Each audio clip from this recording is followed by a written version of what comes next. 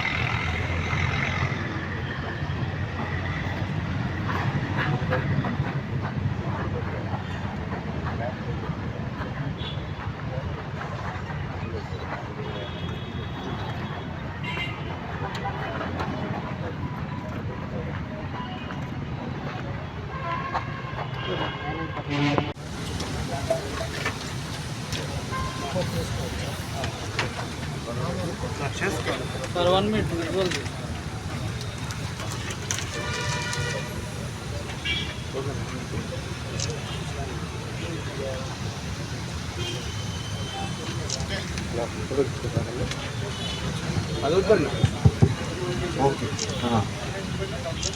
అందరికీ నమస్కారం.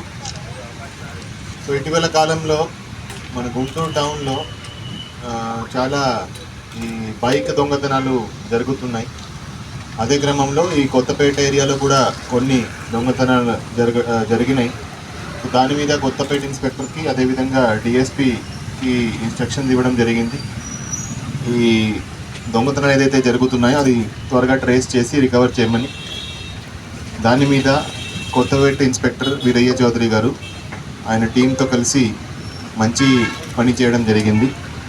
బొప్పూరి మల్లికార్జునరావు అలియాస్ పున్నారావు అనే అతన్ని ఒక బైక్ దొంగతనం చేసి అమ్ముతుండగా పట్టుకోవడం జరిగింది. ఫర్దర్ అతన్ని ఇంటెరోగేట్ చేస్తే అతను 50 బైక్స్ 50 2 వీలర్స్ అతను దొంగతనం చేసినట్టుగా చెప్పడం జరిగింది. ఆ 50 బైక్స్ని 3 రిసీవర్స్ దగ్గర నుంచి రికవర్ కూడా చేయడం జరిగింది. ఈ 50 బైక్స్ విలువ సుమారు 25 లక్షలు.